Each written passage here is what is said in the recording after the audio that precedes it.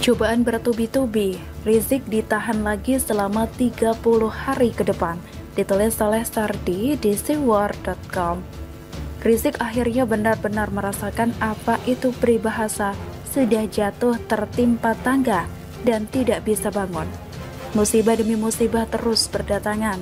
Status dari pahlawan yang dijemput di bandara hingga jadi pesakitan dan ditahan. Dari imam besar yang dianggap hebat menjadi tak tahu deh gimana jelasinnya. Rizik ditahan karena bermasalah dengan 3 kasus sekaligus. Menurut kuasa hukum Rizik Aziz Yanuar, seharusnya HRS Senin kemarin dia sudah bebas dari penahanan untuk kasus kerumunan Petamburan dan Megamendung. Aziz mengatakan, kebebasan itu merujuk pada vonis Pengadilan Tinggi Jakarta. Sementara itu untuk kasus Taswab Rumah Sakit Umi Bogor, Aziz mengatakan Rizik tidak ditahan. Hal ini karena Rizik mengajukan banding dalam kasus ini dan belum inkrah. Ternyata kekecewaan yang harus didapat. Ternyata Rizik belum bisa bebas. Kini, Rizik harus menjalani penahanan untuk kasus swab palsu Rumah Sakit Umi berdasarkan penetapan Ketua Pengadilan Tinggi. Menurut salah satu pengacara Rizik, Ikhwan menjelaskan masa penahanan Rizik di kasus kerumunan Petamburan dan Megamendung memang sudah habis. Hanya saja Rizik harus kembali menjalani penahanan selama 30 hari ke depan untuk kasus swab palsu Rumah Sakit Umi Bogor. Harusnya memang bebas beliau hari ini. Karena perkara kerumunan Petamburan dan Megamendung, Hakim Pengadilan Tinggi menguatkan putusan Pengadilan Negeri Jakarta Timur. Dan karena sudah habis masa penahanannya, tapi kemudian Ketua Pengadilan Tinggi melakukan penetapan penahanan 30 hari ke depan terhadap perkara Rumah Sakit Umi. Sungguh zolim, sambung Ikhwan. Dan diketahui, Rizik masih mendekam di Rutan Mabes Polri. Zalim, memangnya tidak pernah hitung sudah berapa banyak Rizik melakukan kezaliman di saat dia masih berlagak hebat dan besar kepala. Berapa banyak orang yang sudah dirugikan dan resah dengan ulah Rizik dan pendukungnya saat ditahan bilangnya zalim.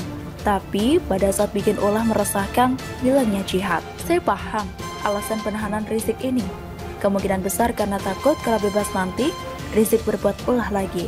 Hakim mungkin sudah bertindak bijak demi ketentraman dan juga ketertiban Indonesia. Kalau bebas nanti, Rizik punya peluang untuk melontarkan statement yang aneh-aneh pada pendukungnya. Pendukungnya kadang bisa kalap melakukan apapun demi Rizik. Jadi demi kebaikan bersama, mungkin ini jalan terbaik, meski bagi mereka ini jalan terparah.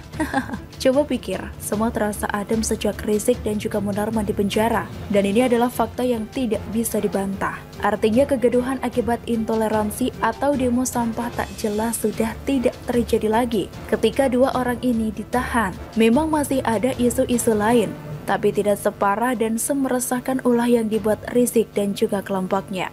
Jadi memang lebih baik Rizik ditahan saja sebisa mungkin, selama mungkin, atau bisa perlu usir saja dari negara ini. Biarkan dia memilih kemana dan fasilitasi segera.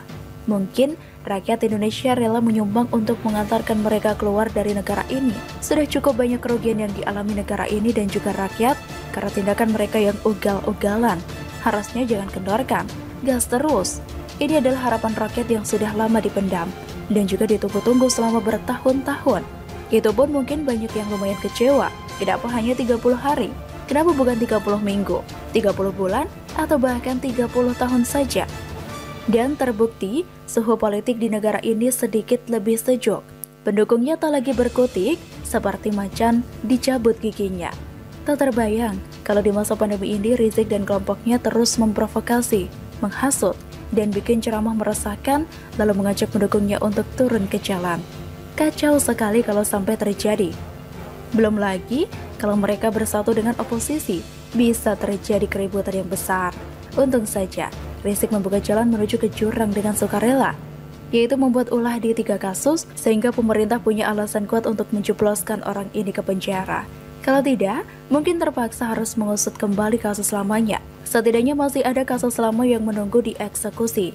Macam-macam, tinggal sikat dan jebloskan lagi ke penjara. Stok kasus masih banyak. Bagaimana menurut